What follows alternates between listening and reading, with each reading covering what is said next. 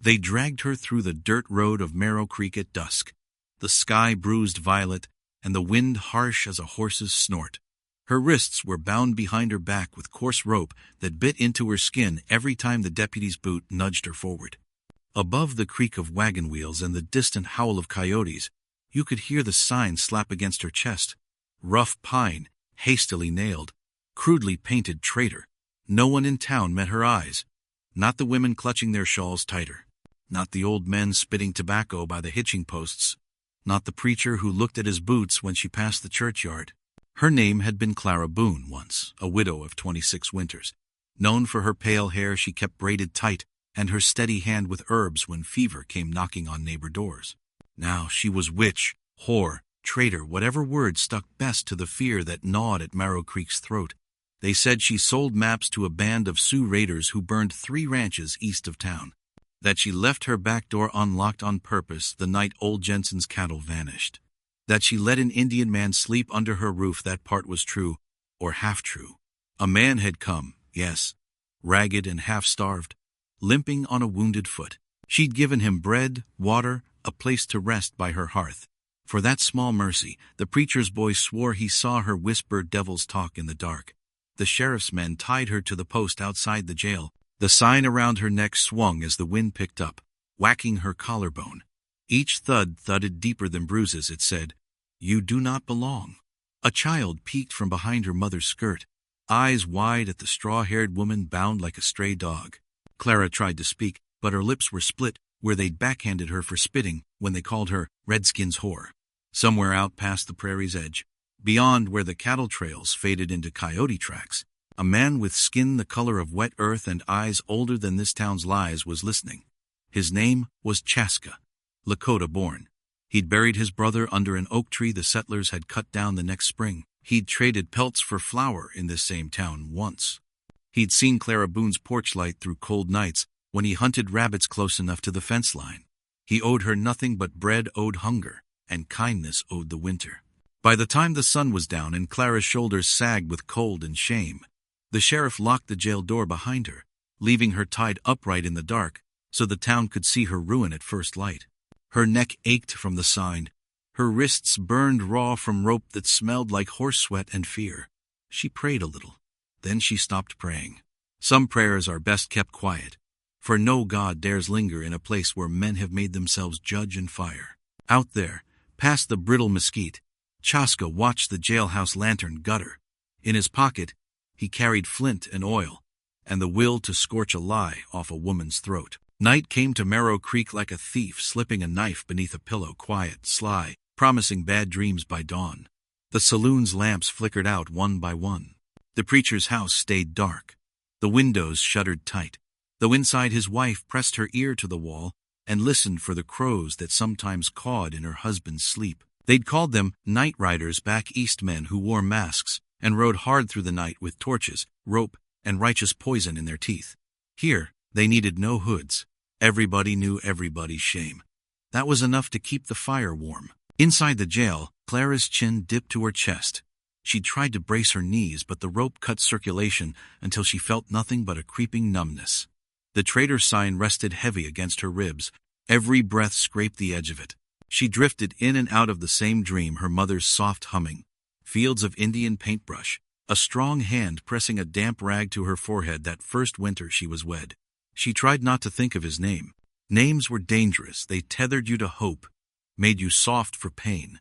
Outside, under the lean-to by the feed store, 4 men waited with bottles of whiskey and a coiled rope still smelling of last year's barn slaughter. They talked low about what they'd do come morning, how they'd drag her up to the hanging tree east of town where the cottonwoods grew, just crooked enough for a noose. They spoke of the sign like it was gospel, proof the world was simple if you hit it hard enough. The preacher's boy was there, his finger tracing the length of the rope like it might bite him. He'd lied first, but now he looked small in the flickering lamplight, a worm tasting dust. Beyond them, in the brush behind the undertaker's yard, Chaska waited. The Lakota never did like fences. They made the land smaller than a man's hunger. His horse, a lean dun mare with one blind eye, flicked its ears at the sound of boots crunching dry earth. He laid a hand on her neck, whispered a word in his mother tongue, a word that meant patience, or maybe mercy, though he'd given up asking spirits for either long ago. At his side, a rough hunting knife, and a strip of greasy cloth he'd torn from a trade blanket.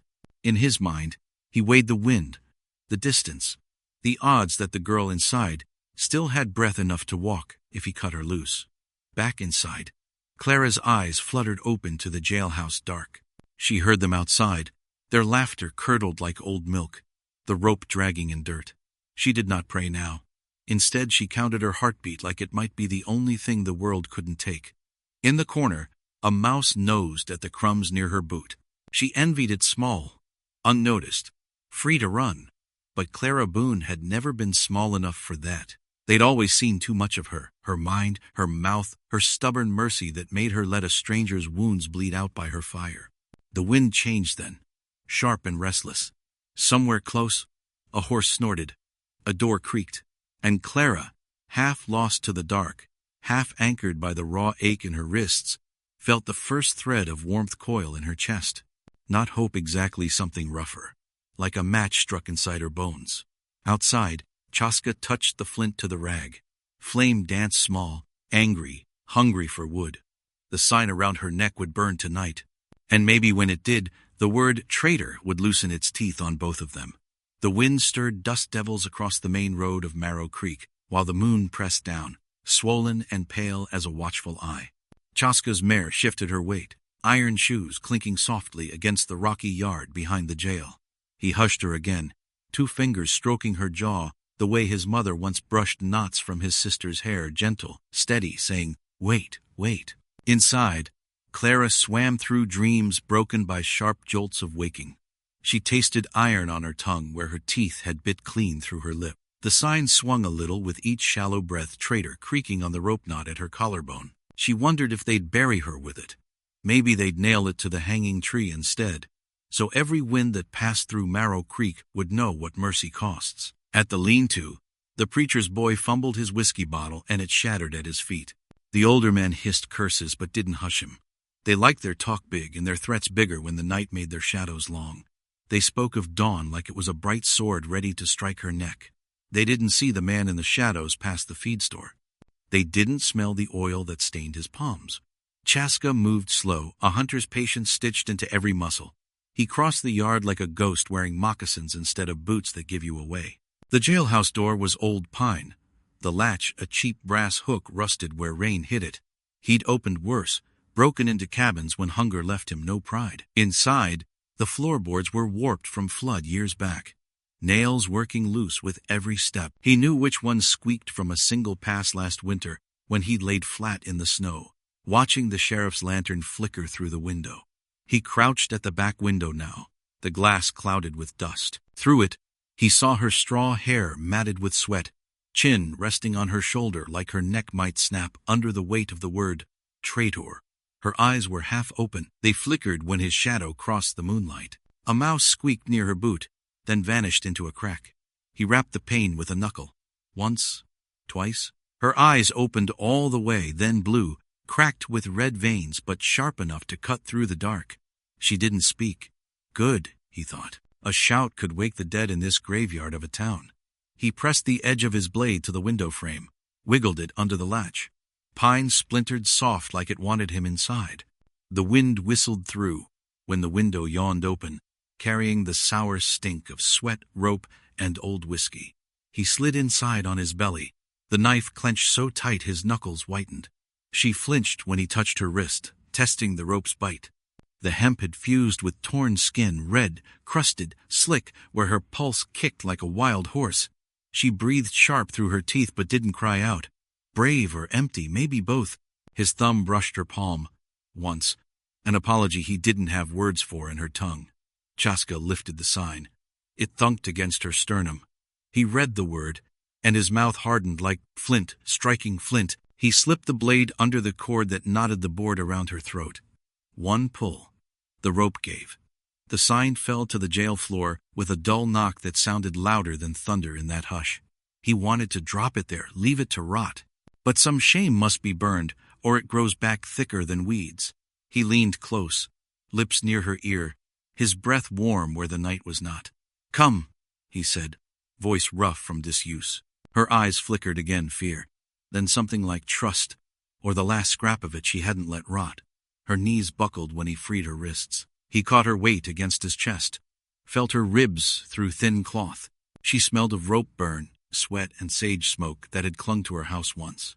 Outside, the rope men laughed louder, heads tipped back to the stars they swore God owned. Inside, Clara Boone stood, raw wrists weeping red, a sign that said Traitor lying at her feet. Chaska tucked the knife into his belt. Then he picked up the sign. Some sins you bury, others you burn. Chaska slipped the Traitor sign into his satchel like a bad tooth pulled from a rotten jaw, something that could poison again if not disposed of right. Clara swayed where she stood, her legs stiff as fence posts that hadn't felt wind in 100 years. She tried to speak, her tongue scraped dry against her teeth, lips cracked like riverbed clay. No words came, just a low rasp that turned into a cough. She covered her mouth with trembling hands and winced at the raw rope burns that ringed her wrists like brands. "Quiet," he murmured. "Not cruel, just final, a word, spoken by a man who knew noise could mean a bullet in the back." He shifted her weight against him, one arm under her elbow, his palm broad and warm despite the night's chill. Her breath hitched when she felt the rough leather of his coat brush her ribs. Strange how a stranger's steady hold could feel more solid than a whole town's promise. They moved toward the window slowly, slow as an old river winding through cottonwood. Clara's feet dragged through the straw and dirt that littered the jail floor. Her boot toe knocked the sign, and she looked down at it one last time. The letters mocked her in crooked black paint. Traitor. Her mouth twitched. If she'd had spit left, she'd have hawked it straight onto that word. Let it soak and warp the pine like truth warps lies when you stare too long. Chaska caught the door's frame with his free hand, steadied her with the other. He listened the creak of saddle leather, the hollow clink of spurs near the lean-to, drunken laughter drifting on wind, already scented with distant prairie smoke. The men waited for dawn, torches ready to brand a tree with her neck. They wouldn't wait forever. He helped her swing one leg through the window frame first. Her skirt caught on a nail and tore at the hem, a soft rip that sounded like thunder in the hush. She flinched. He pressed his finger to her lips before the cry could form, his eyes dark and unwavering. When she nodded, he eased her the rest of the way through.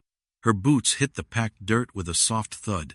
She nearly collapsed, but he was there, the ghost of a brother's hand steadying a sister from falling. He slipped through behind her, landing soundless. His horse waited near the undertaker's back fence, ears flicking at the far-off coyote yips. Clara stared at the mare ribs showing under a tattered blanket, blind in one eye yet standing patient as a priest. Chaska moved quick now, urgency dripping from his fingers like sweat. He bundled Clara's wrists in the remains of her torn shawl, covering the raw skin from the wind's bite. She hissed when the cloth pressed the weeping cuts. He didn't flinch. Pain was a language they both spoke. He helped her up onto the mare, lifting her like a sack of seed, but gentle enough not to jar her split lip. She sagged against the beast's neck, fingers tangled in its rough mane. He swung up behind her, knees pinning her steady so she wouldn't fall like loose grain. In her ear, he whispered just 2 words. Hold on. Not a promise, not comfort, just a truth. Behind the jail, a bottle shattered again. A man cursed. Another laughed. The preacher's boy spoke too loud a brag about tomorrow's hanging that made Chaska's teeth grind. The warrior smelled their whiskey on the wind. He smelled the rot in this town's marrow, the way good men turn blind when bad men handed them a sign and said, "Hang it here." He leaned forward, pressed his hand to the mare's neck, whispered that same word again, patience, then a new word, run. The mare snorted. Her hooves struck sparks from the rocky yard as she wheeled them away from the jailhouse, away from the lean-to and its waiting rope, away from Marrow Creek's guttered promises. Clara clenched her fists tight in the horse's mane as the world blurred to brush and wind and hoofbeat thunder. The rope around her neck might be gone, but the words still clawed at her throat. Behind her, pressed close, Chaska's heartbeat kept time with hers. Not hope, not yet. Just the rough shape of it, hammering out the dark. They rode east into the black belly of night where the prairie rolls out like an old quilt torn, stitched back again, never quite finished. Behind them, Marrow Creek sank into silence. Maybe the rope men found their whiskey sweeter than blood tonight. Maybe not. Either way, Dawn would come, and when it did, they'd find the empty post, the missing sign, the ghosted tracks of a blind-eyed mare. Clara clung to Chaska's coat, the raw skin at her wrists brushing the coarse hide. Each hoofbeat jarred her ribs where bruises bloomed like mold. She pressed her cheek to his shoulder blade, eyes pinched shut against the cold bite of wind. Her braid had come loose, straw strands whipping her lips, stinging her cracked mouth every time the mare dipped and lunged. Chaska felt her tremble but said nothing. Words were too costly out here, where the wind carried secrets farther than any man's promise.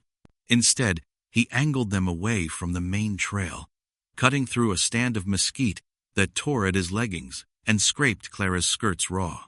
He knew these lands like old scars where the ground dipped to hidden gullies, where dry creek beds made perfect roads for men who didn't want to be found. When the mare snorted and stumbled near a fallen log, Chaska drew her up short. Clara almost slid off. He caught her with one arm, his palm pressing the base of her throat to steady her heartbeat. In that touch, she flinched, but didn't pull away. Some part of her knew he'd sooner cut off his own hand than bruise her more. They dismounted in the hush between coyote yips and owl calls. Chaska led her to a narrow patch where sage and wild mint tangled over cold dirt. He dropped the Traitor sign onto a flat stone, its ugly letters catching moonlight like an accusation. Clara stared at it, her breath turning to mist. She sank to her knees beside it, legs folding like old canvas under too much rain. You'll burn it?" she rasped. Her voice was a ghost of itself, raw from rope, wind, the 1,000 things she'd swallowed since they bound her to that post. Chaska knelt beside her. He struck flint against a thin twist of rag, coaxing flame like a prayer offered without words. The spark caught on oil-soaked cloth.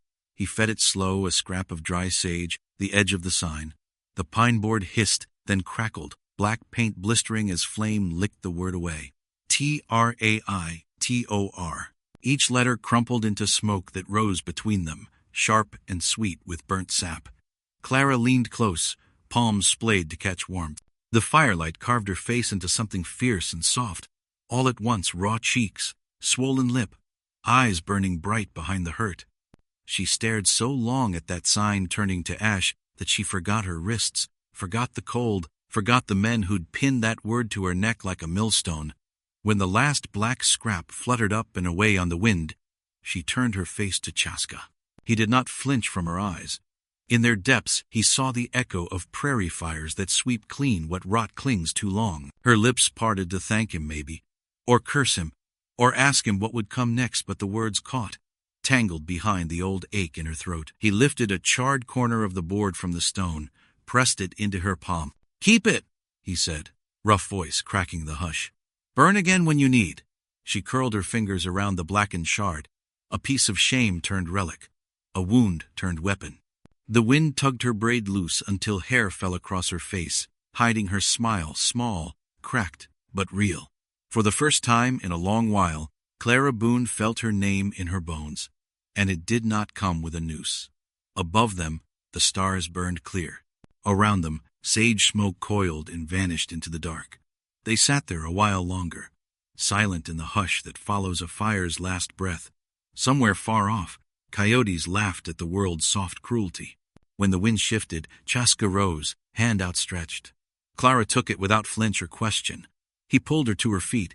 They left the ashes behind them, ghosts fed to prairie winds. They left the burned sign's ghost behind them and walked the mare through sagebrush where the earth dipped soft and the night pressed close. Clara leaned against Chaska's side, her steps clumsy as a foal's first stand. The mare's blind eye shone silver in stray moonlight, flicking back at them as if to make sure they hadn't vanished too. Chaska didn't rush her. He knew a body could walk wounded for miles if given quiet and steady ground, but a spirit needed something more than the promise of distance. He let the silence stretch between them like old leather, worn but unbroken. "Why?" she asked finally. Her voice cracked the hush like a twig underfoot. He kept his eyes on the trail, scanning the brush for flickers of distant lamplight riders maybe. Or worse, men on foot with dogs and borrowed fury. He didn't answer right away. She thought he might not at all.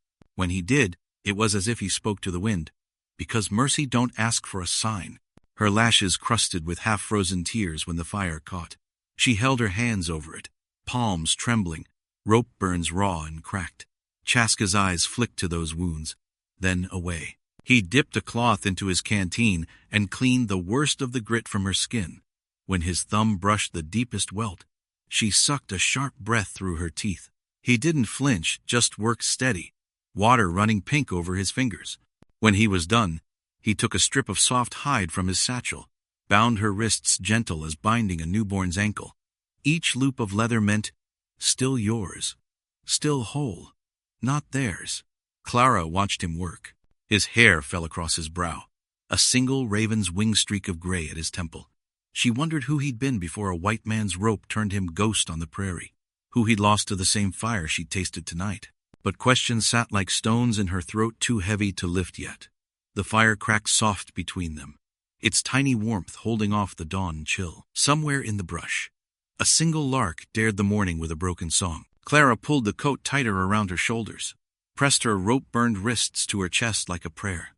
"You knew they'd kill me," she rasped, voice low as smoke. Chaska looked into the embers, the lines at the corner of his mouth deepening like a dry riverbed.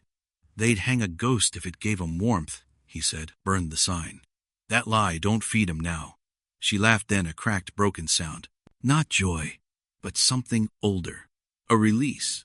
The fire spat sparks that drifted up, caught in her hair like fireflies. She didn't brush them away. When the meat was gone and the cold settled in again, Chaska stood. He offered his hand, palm rough, scarred with old work and older wars. She took it without question this time, rising slow as prairie grass after a burn. They stamped the fire out with careful boots. Ash scattered under Chaska's heel. Clara watched the smoke twist upward, a tiny ghost carried into daybreak by wind that had no master. Beyond the brush, the sun crawled up pale, watchful, unforgiving. But Clara Boone faced it with wrists newly bound in soft hide instead of rope. The word traitor turned to ash deep in her pocket. Somewhere behind them, Marrow Creek's shame would wake to an empty post and a burned sign. Maybe they'd hunt, maybe they'd pray, maybe they'd forget. But here, by this cold mercy of flame and dawn, Clara knew forgetting was the last thing she'd ever do. They moved again before the sun rose enough to paint the sagebrush gold. The prairie opened wide as a lie laid bare flat land rolling into shadowed dips where old creek beds snaked like scars. Clara's boots left prints soft as breath behind them, easy for a tracker to read if the town's rope men mustered courage enough to follow by daylight. Her wrists itched under the soft hide. Each heartbeat thudded in the welted skin, a raw drumbeat of her body saying, "You lived. You live." She wanted to scratch it open, let the blood run clean. But Chaska's coat around her shoulders reminded her sometimes you hold the wound tight so it doesn't spill you empty. By midday, they came to a cluster of cottonwoods bent crooked by wind that never stopped trying to tear them out by the roots. Chaska led the mare through, reins looped loose in his fist. He walked ahead of Clara, boots sinking into the soft hush of old leaves, each step stirring that green smell of life even here, in a place that'd sooner crack your bones than give you fruit. In the heart of the stand stood an old hollow cottonwood, its trunk split like a chest wound. Clara paused when she saw it, the raw gap wide enough for a man to vanish into. Chaska tied the mare to a low branch, then turned to her, eyes narrowed at the horizon behind her shoulder. She knew he was listening for riders, the hush before hoofbeats. But the wind brought only the distant caw of a lone crow, wheeling lazy in the high sun. He pushed the split trunk open with his shoulder and ducked inside. Clara hesitated at the jagged opening. The dark looked like the belly of something long dead. She touched the rough bark with her fingertips, the wood flaked under her thumb. For a breath she felt the old post's rope cut her throat again, the sign's weight banging her collarbone. Traitor. But the flame had eaten that word. Ash doesn't bind you twice. She stepped inside. The hollow tree swallowed her in cool dark. The floor was earth tamped flat by deer or men or ghosts, she couldn't tell which. A thin shaft of light broke through a crack overhead, dust motes drifting like tiny prayers. Against the far wall, Chaska knelt by a stash of dry bundles, roots, jerky, a battered tin cup, a hidden store. Proof this was no accident. He'd planned this escape long before her name turned poison on Marrow Creek's tongue. "Rest," he said, his voice softer here, the bark walls eating echoes. He unrolled a blanket from a packed coarse wool, smelling of smoke and dried sage. She lowered herself onto it, every bone reminding her what cold, rope, and gallows talk cost a woman's spine. He passed her the tin cup, filled with water from his canteen. She drank slow. Metal kissed her cracked lip. She tasted old iron, leather, something green like willow bark. It watched the rope burn in her throat better than any prayer. "Why'd you come?" she asked, her voice a husk that rasped at the raw corners of her chest. She'd asked before, but this time the question meant more than mercy. It asked for his secret. Chaska sat back on his heels. In the thin beam of light, his eyes looked carved from old riverbed stone, brown, flecked with the same hard silver that streaked his hair. "You gave me bread," he said. Just that. A memory he didn't wrap in fancy words. Bread. Simple. True. She tried to picture it the night he'd come limping through her yard, boots near falling off, hunger gnawing at the lines under his eyes. She remembered his thank you, a nod, not a word. No promises exchanged under her roof. No bargain sealed but the oldest one. "You are cold. Come to my fire." They sat in the hush while the sun drifted overhead, light shifting in the tree's split heart. Outside, the crow cawed again, a lone sentinel keeping watch. Clara closed her eyes and laid her cheek to the blanket. Her breath steadied. Not safe. Not yet. But alive. The rope men would come, or they wouldn't. The rope men would lie again, or they'd choke on the silence she'd left behind. In her pocket, her fingers found the charred scrap of the Traitor sign. She turned it over and over in her palm until her pulse drummed calm. Ash does not bind you twice, but it remembers. They stayed hidden in the hollow tree through the hush of midday heat. Outside, the wind chased its own tail through the cottonwoods, rattling dry leaves like old bones. Clara drifted in and out of a half-sleep, forehead pressed to the wool blanket, the charred scrap of the sign clutched in her fist. Each time her eyes flickered open, she half-expected rope around her neck again, the post, the jeering mouths, the preacher's boy gloating over borrowed righteousness. But each time she woke, it was only the hollow tree, and Chaska's quiet presence, him crouched by the split trunk, watching the trail through the narrow seam where daylight lanced in. He didn't speak much. He didn't need to. A man who's buried enough names doesn't waste breath dressing his silence in frills.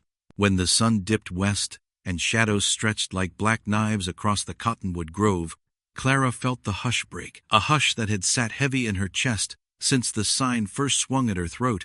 It cracked not like thunder but like a whisper finding courage in dry lungs. Chaska.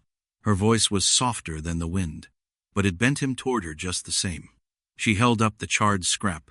Its edges flaked black dust into her palm. She set it gently at the tree's base where the earth was soft, then began to dig with her nails, small scoops, the way a child might plant a seed. Dirt packed under her broken fingernails. She ignored the sting. Chaska watched, brow furrowed, but did not stop her. When she dug deep enough to cover the shard, she pressed it in, then cupped earth back over it, palm smoothing the small mound flat. She sat back on her heels, breath sharp through her nose. Her wrists ached under the leather binding, but they no longer itched. The rope's ghost had a grave now. She didn't know why the tears came. Not loud. Not the gasping kind she'd hidden in her pillow the first month her husband's fever stole his breath. These were quieter. Tears that slipped down her cheeks and caught at the corners of her mouth like cold rain. She pressed the back of her wrist to her lips to wipe them, then laughed when the hide binding brushed her chin. "It's buried," she rasped. Voice cracked raw from days without water enough to waste on words. That word. Let the roots eat it. Chaska shifted closer, the hush between them deeper than any promise. He reached out, touched the fresh earth with the flat of his palm, like blessing a grave. His eyes flicked up to hers, dark as riverstone in that last bleeding light. He didn't smile, but the corner of his mouth softened enough. Then a sound cut the hush. A branch snapping, sharp as a shot. They froze. Chaska's head lifted, eyes narrowing toward the trees beyond the grove. Clara's breath caught her palm pressed to the mound of buried shame. Another branch snapped. Hoofbeats or boots? Then, from beyond the tree line, a new sound, small, piping, cutting through the hush like the world's smallest knife. "Leave her be," a child's voice. Chaska lunged for the tree's opening, shoulder braced against the split wood. Clara scrambled to her knees, heart hammering. Through the seam she saw them, 3 men on foot, 2 horses hitched to the nearest tree, rope dangling from saddles like vipers. And at the edge of their boots a small figure. Bare feet, hair wild as a crow's nest, fists balled at his sides. The preacher's boy had a cousin 7 years old if he was a day. Clara knew that child. He'd sat on her porch once while she patched his knee after a dog bite. Toby, his name fluttered back now through the fear. One of the rope men's broad shoulders, a scar through his left eyebrow, stepped toward the child. "Go home, boy," he growled. "This ain't your part." But Toby stood firm. Bare feet planted on brittle leaves, tiny chest puffed out like a farm rooster. "You ain't taking her. She gave Ma bread when Pa drank his pay." His voice cracked on the word bread, but he didn't back down. Chaska's teeth bared in a grin that showed no humor, only the ghost of old battles. He glanced once at Clara, the question unspoken. "Ready?" She nodded, wiping the last tear from her cheek with a hand that did not tremble. Somewhere under her breastbone, where the sign's weight had bruised her, a small warmth bloomed. Defiance tiny but enough. Outside, Toby's voice rose again. "You got rope? I got teeth." Behind him, the 3 men shifted. The world seemed to hold its breath. And Clara Boone, once called Traitor, laid her palm on the split trunk, feeling the old hollow tree hum with the weight of a child's stand. For a moment, the world held its breath. Wind paused in the cottonwoods, the crow went silent overhead, and even the horses tied at the grove edge seemed to lean back on their reins, waiting for what the boy's small defiance would break open. Toby stood there, fists balled, chin jutting like a stone that refused the river's smoothing. His bare toes curled in last autumn's leaf rot. But he didn't flinch when the scar-browed man stepped forward, boots crunching through the hush. "You think teeth scare rope, boy?" The man's voice was thick with last night's whiskey and tomorrow's cowardice. He laughed, and the sound sat wrong in the grove, too loud, too sure of its own echo. Chaska slipped through the hollow's crack like smoke. The warrior's shoulders unfolded in the dusk like a shadow come loose from the tree itself. One hand dropped to the hunting knife at his hip, not drawn yet, but showing its glint to the dusk, just enough for the rope men's eyes to catch the promise of it. Toby saw him first. His small face broke into a grin so wide it cracked the fear on his lip. He didn't back down. Instead, he lifted his chin higher, voice cracking raw. "Told ya, she ain't yours." Behind the child, the man with the rope shifted his boots in the leaf litter. The second man, older, beard gray at the tips, spat at the ground but did not step forward. They knew what the law said. Hang the traitor, burn the sign, bury the shame deep so no woman ever dared mercy again. But this wasn't Marrow Creek's main road, lined with wagons and spit-polished boots. This was a grove split open by an old tree that remembered more truths than any gallows. Clara stepped from the hollow.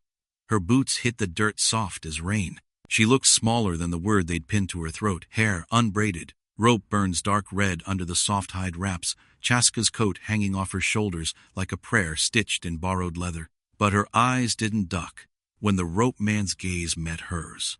They held steady, cracked open to the dusk, reflecting the child's tiny defiance back 100-fold.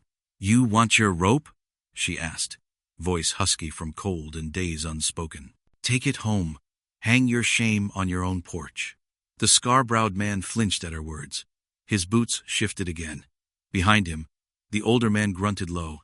The third man, younger, his hat too big for his head, looked away altogether, studying the crow that had settled now above the hollow tree, black wings folding and unfolding like pages in a forgotten sermon.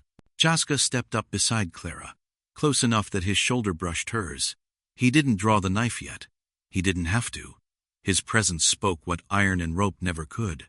"We bury what you burn." Toby spat at the man's boots, the soft pat of defiance louder than any gunshot just then. The men heard it. They saw the tree, the woman unbound, the Lakota's steady eyes, the boy's small spine turned to iron by truth. One by one, they backed away. Scar-browed first, cursing under breath that didn't rise louder than the wind. The old man tugged the rope loose from his saddle, let it fall in the leaves. The third boy ran first, hat bouncing on his ears as he vanished into the dusk. The last glance they gave was not at Clara Boone, but at the sign's ghost, buried under the tree's roots, a word that had fed their lie but would feed only soil now. When the grove was quiet again, Toby turned, eyes wide at Clara. She knelt before him, pressed a palm to his cheek where dirt and dried tears left trails. "You did more than I could," she whispered. He puffed out his chest, pride and leftover fear tangled up in the same small breath. Chaska ruffled the boy's hair once, a gesture so gentle it made Clara's throat ache. The crow overhead gave one last caw and lifted into the dusk, wing beats pulling shadows up from the grove floor. Chaska touched Clara's wrist, where the leather bound the old rope burns. "Time to go," he said.